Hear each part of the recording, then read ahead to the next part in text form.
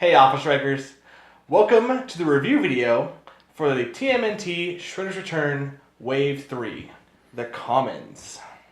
That's right, we're just going to jump right into this and start getting that information out to you guys that you're looking for here. Starting off, RAPHAEL, number 1, TMNT ally, animal, martial artist. Ninja power, bro. I did call that out when we pulled this. Love it. Unique modifier, and they all have this, and so they have a specific brother that they attach to. If RAPHAEL is adjacent to a character named Michelangelo, modify RAPHAEL's defense by +1 against ranged attacks. He can use the carry ability to carry up to 3 characters with the TMNT keyword. I'm just going to touch on this real quick. Be careful when using that with the space turtles, which we'll cover later, because they do have the flight ability, even though not showing on their dial, so they cannot carry them because it doesn't say you can ignore the combat symbols. So correct. Be very careful with that. Really straightforward dial. I mean, starts with charge, blades 11, 17, super senses, and indom for 50 points. Beautiful starting clip. The only one of the 4 that has indom, by the way. Well, I mean, it's RAPHAEL. He's got that, keeps on going. That chip on his shoulder.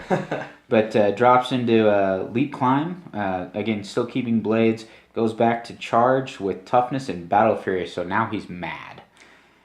They did give you that 3 with the blades. Tough choice there. And then he just drops into precision strike with a 9 attack. When I see this, unless you've been dishing out damage and they're a 9, they're pretty much done at that point. They're just waiting to be picked off for 50 points. Make great tie-up pieces at that point. Yes. It's nice that they have toughness, or at least that he's got it mid-dial. A lot of values have been coming down as far as attack goes. Foot soldiers, invisible foot soldiers, we'll get to that. But yeah, overall, he's not too bad for RAPHAEL for 50 points. I definitely filled him. All right. Next to him, we have Michelangelo. He also has TMNT ally, animal, and martial artist. They're all 50 points, by the way. Ninja Power Bro, his unique modifier is adjacent to Donatello, so his turtle buddy's Donnie. Modify his defense by +1 against range attacks, and can use the carry ability to carry 3 characters, just like the rest. So they all have to be adjacent to their buddy turtle to get their extra effects. This one's got his role. He's going to be your kind of a sidestep with close combat expert. He's a good carrier for the turtles because he has the sidestep as well, which he can carry with. So that's really nice. You get I think it's 7 squares, then 2 more, so the full 9 speed, just whoop, turtle power. And the cool thing about these guys too is that they can daisy chain the carry turns, which is nice. So we've always complained that no one can carry turtles but Renee Tilly or Fugitoid or yeah. Well, now they can carry themselves, and put with their turtles, they can essentially key off one of the carrier if you want to mix and match turtles. He has mid dial with perplex until the end, and then he has incap, some toughness in the middle there like Raph has. Pretty basic. I'll have swimmer. Swimmer's pretty good for these guys, so go ahead, your turn. Ignoring that water train, that was one of our complaints with the first wave, is that they didn't ignore hindering, they didn't have stealth, they didn't even ignore water train. Come on, water train, at least. At least water. Even though the sewers aren't like packed full or anything, but them being aquatic in nature. Alright. Number 3, Donatello. TMNT ally, of course, animal, martial artist. I believe they all have that set of keywords. All the same, yep. So you can... Donatello's unique modifier is Leonardo, so he's got to be standing next to Leo. Donnie's is Leo? Yeah, Donatello's adjacent friendly character named Leonardo. Oh, okay, cool. So they all kind of piggyback off one another. Okay. Mm-hmm. And then he gets a special movement power for his first 3 clicks that he can use Force Blast and Plasticity. So no move and attack here, but it can definitely help get people away from you if they are in base contact. Also, he's got Quake. Now, I'm pretty sure, because Quake says that, you do the 2 damage and then the characters are knocked back 2. Because you're doing 2 damage with Force Blast, they would knock back 2 and then knock back 2 more. So he can really just clear the board for a total of 4 knockback on a Quake. And, he's got plasticity. So either I'm keeping you right here next to me or I'm pushing you really far away. However I want to do it. That's fair. He's got ESD starting, so, again, you really don't want people next to him. That's what the Force Blast is for. Drops into Outwit with 18 and Willpower, so, definitely sit there and just push people away afterward. And pushing him early is a good idea, I think. definitely could be helpful. And then he drops into Flurry with 9 attack. Again, 9 attacks. Kind of difficult to deal with, but, you know, hey, with that outweight, you might be able to stop combat reflexes and make that Flurry worth something for possible 4 damage. Again, 50 points. Definitely a fair Donatello. You know, I'm still a fan of the rare and super rares from Wave 2, the IDWs, but, you know, I also like the sculpts better on these than our bus stop pose. Oh, I know. Turtles. At least they're doing something. They did hear that cry. That was good. All right, what's up? Speaking of doing something, Leonardo. So his unique modifier is adjacent to friendly RAPHAELs. So +1 on the defense and can carry.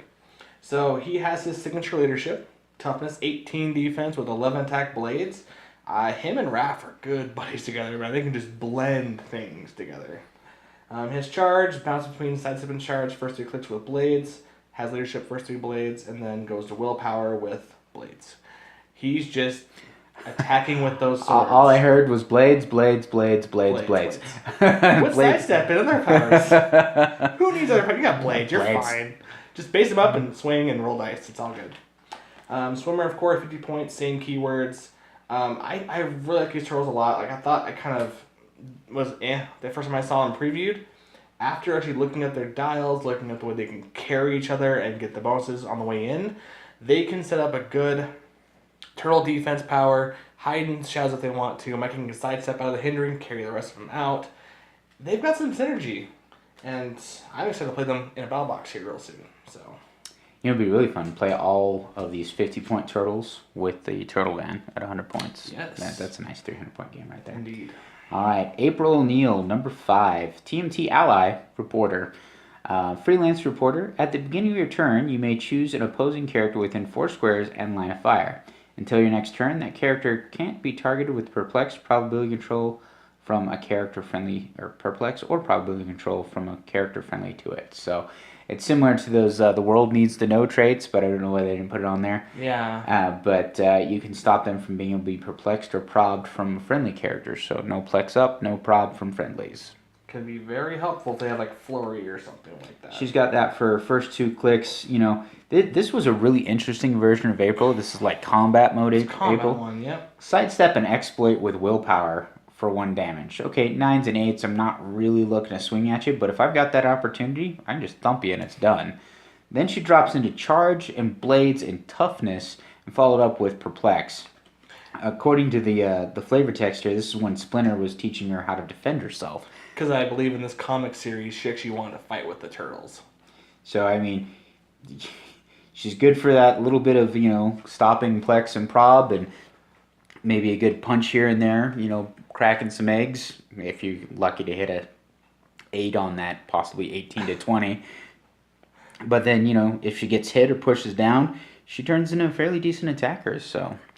If she can take a good hit, she'll help you in the end there. Been seeing a lot more of these dials that they transform as they take damage. They'll go from being a ranged combat to a close combat to a survivor piece, or they'll go from a close combat to a tie-up to a escape and regen. Like instead of relying on... Well, not relying. Instead of being a split dial at different point values, they're like, hopefully you get there, and if you do, it's a good surprise. So... Sometimes, guys, the damage values have gone down. People can roll 1s and 2s on blades. That's her happy place. She's like, I'm right where I want to be. Well, I mean, she's got 2 with blades, so I mean, I don't know why they didn't just give her 1 with blades. That would have been... At that point, right? Give her... She Why had not? 10 attack, though, right? Yeah, 10 attack. With perplex on their second to last you click, just so take 11 with blades. It's not bad for April out of nowhere. It's like, what the heck just hit me? For an amazing 40 points, you know, I hit April for 4 damage, or 3 damage. And suddenly she's like, Hawaii! Blades time. You're like, wait, what? All right. On to the next guy. We have FUGITOID. He is 65 points with TMNT Ally, Robot, and Scientist. Both good keywords. He has a damage power for the first 2 clicks of his dial. FUGITOID can use probability control. Pretty solid. Once per turn, when a character within range and line of fire rolls a critical hit or a critical miss, the attack may be re-rolled. This is Eric's new best friend, by the way. Mike, you rolled a crit. Re-roll it. Okay, well, I rolled a crit again. Well, FUGITOID says that you can re-roll that crit specifically. You know, it still says in line of fire, and you were really good at putting those guys in line of fire. Positioning. It's all about positioning. He does have Indomitable, 6 range, not too terrible. Starts with TK and Invulnerability. So, I mean, you're looking at a 65-point tank, kind of, who can position your characters and prob you, which isn't terrible. That's really not bad. 65-point TK prob with a special additional prob, because it's not one or the other. He can do a regular probability control, and then he can specifically prob crit misses and crit hits, or it's not even probability control. He can make you re-roll it, so you can still use both powers. See, here's the weird thing it says, though.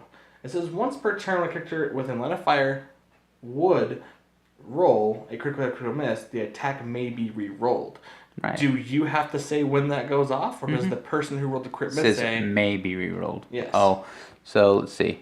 Well, because you control the character, you're the one who makes that power go off, I would believe. I would hope so. If you guys see that different or no, put it in the comments below. I rolled a crit miss and I'm within range of Fugitoid. I think I'm just going to use that. No, he's my Fugitoid. Too bad it says I may, so...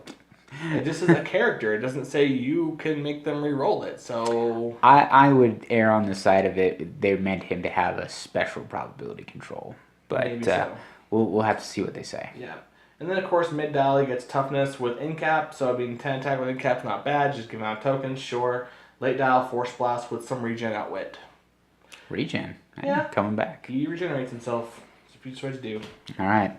Up next, Foot Tech, Qatar. Number 7, Foot Clan, TMNT villain, Scientist. Hey, that's an interesting word to see there. These are the Science-y Foot Ninjas. Fugitoids has some new friends. From Wave 2. Sure. Let's see. Invisibility Tech. They all have this, so we're just going to cover it once. Do it one time, yeah. Give the Foot Tech a power action to place an invisible token on this card if there isn't already one on it. While there's an invisible token on this card, Foot Tech can't be targeted by non-adjacent opposing characters and modifies its defense value by +2. When Foot Tech attacks or is attacked, after actions resolve, remove the invisible token. So I did have a chance to run this and give this a try. It makes them really great for moving up in there. I mean, they're looking at a 19 defense and can't be shot at range. But as soon as somebody decides to risk that 19 to try and punch you, or you finally need them to attack, it goes away. And it's a power action to get it back with no willpower. You're looking to push them onto sidestep, whatever their special power is, super senses, and enhancement. Now, that enhancement comes in handy, especially with these 1 damages, but so his special attack power is Qatar, Penetrating Dagger. Foot Tech can use Blade's Claw's Fangs. When Foot Tech makes a close attack while occupying hindering terrain, the damage dealt is penetrating. So, and they also can all shoot out of base contact, and I believe they all have at least a little bit of range. Yeah, it's anywhere from, I think, 2 to 5. I'm pretty sure. Because he's the Qatar, he has 2. 2, yeah. As does the sword guy, So, I mean, they definitely have their value at 35 points, or at least the ones with the blades, because, you can up that damage. They push down into an enhancer, where they can enhance your other ranged people, and they've got that ability to move around with sidestep. For 35 points, the Foot Tech Qatar is not that bad. Okay. So I have to go over the Foot Tech 3-segment staff. Garbage. I mean. Hey, I hadn't gone over it yet. Preemptive strike, okay? That's all I'm going to say. Thumbs down. Alrighty, alright. So, of course, he has the Invisibility Tech trait, which I want to say, in addition to what you said, these guys are way better tying up somebody. Like, I would imagine a player, you never want to make the guys invisible and then shoot somebody with them or attack with them. Just base somebody, tie them up, make them attack at you, because they're 19 defense. That's something to be annoyed with, I would think. And then after they've attacked you and it's come off, then you go ahead and go ham. But that's if they don't just pound you into oblivion first. You do only have to go with toughness, so they need at least 4 to kill you. 4, yeah. Whatever. Anyways. It was a great idea. So this one actually has range to him, which is interesting. He has 3 range, running shot instead of charge, with energy explosion. Only 1 bolt, only 1 damage. Kind of weird. His special attack power is the 3-segment staff, where give foot tech a power action, make a close combat attack targeting up to 3 adjacent opposing characters, hit characters dealt 1 damage instead of normal damage, and are given an action token. So it's not penetrating damage, that kind of sucks. And then there's a token. Yeah, there's possibility of push there. I mean, 3 tokens, that could be nuts if you get that set up just right. Yeah, it seems just right. It seems very unlikely you'd ever have that situation, but hey, there are 4 turtles who want to be adjacent to there once in a while. There's several ones that actually benefit from being side by side. The problem is... Get toughness. Most of them have toughness. So, yeah, look at an in cap with 1 attack. So, overall, they're okay. Their dials are all the exact same. They'll drop into enhancement super senses with sidestep. I kind of prefer the stealth ninjas from Wave 2 myself. Those guys are really good at the same exact weapons. Amazing. So, that's just that guy. Moving on. I'm ranting. I did get to play the staff as well as the shuriken that I'm about to cover. And I don't know, this set for everything I played against just happened to have some sort of defensive reducer. And so most of the time I was just standing there going, yep, this foot's going to do nothing. And more nothing. And more nothing.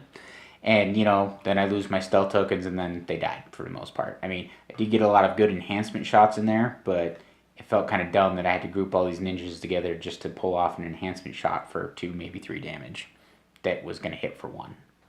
Mm-hmm. It's a little overworked, that's all. So Foot Tech Shuriken, again, Foot Clan, TMNT Villain Scientist, 35 points, shoots out of base contact, gets the Shuriken Weapon of Distraction. When a Foot Tech hits with a ranged attack, hit characters modify their defense values by -1 until your next turn. So this character would have been absolutely amazing if it did not lose its stealth token when it attacks, because even if I'm not going to damage you, if you've got toughness or better, I can still reduce your defense and make it easier for my next person to come in there, and then I'm still invised up. But the fact that I lose that as soon as I attack... And I wish they had sidestep, because think about it, first turn you're probably going to do all your actions to put on your invisible tokens, right? And then the next turn you're like, well, I don't want to push them and move them out, so I'm going to have to clear. And the next turn, move them out. So they do get sidestep on their second click. Second click. So if you want to push them. I would have actually liked to have seen that if they make a successful attack, they get to add the Invisi token for free. If they miss one? No, if they make a successful attack. Oh, so, okay. Shuriken, I attack you, and thus the token is removed. But if I successfully hit you, I can put it back on. So I jump out of stealth, I hit you, and then I get my It's kind of that thing where, let's say, like Michelangelo, he's the goofy one, right? He's out there in the streets. Shuriken's in the garbage cans. Ah! He turns around. It's like, what was that? Oh, my defense is down. That I can definitely see, but overall, you know, you have to have a lot of guys next to him with that enhancement to really make that worthwhile. I did use it in a game that -1 defense came in handy, but again, unique modifier. I had 2 of those guys on my team, and I was really just trying to gun down a Shark Shredder show. Shark Shredder show. Wow. Yeah, so it did not go well for me. And I feel that these Invisitech ninjas have absolutely failed me. Or at least the staff and the 3-segment staff. However, this guy I still like. So, same stuff, shoots out base contact, all the same keywords Mike had mentioned. The twin katanas on click 1 and 2 with charge toughness 1 damage. That's invisible on the way up. Foot Tech can use Blades, Claws, Fangs. When he does, he may instead roll 2d6 and choose one as the result. It's not penetrating damage, but good glory, if you roll a 6 on one of those dice, bam! So worth it. My opponent was running that one against me, and he rolled 2d6, rolled a 2 and a 5. I'm like, so you're gonna pick the 2, right? and then he rolled a 1 and a 4. I'm like, you're gonna pick the 1, right? Yeah, just rolling 2 dice for blades is busted. It is very busted. Other than that, though, same as the other ones. He always says 10, 10, 9. Super Sense enhancement.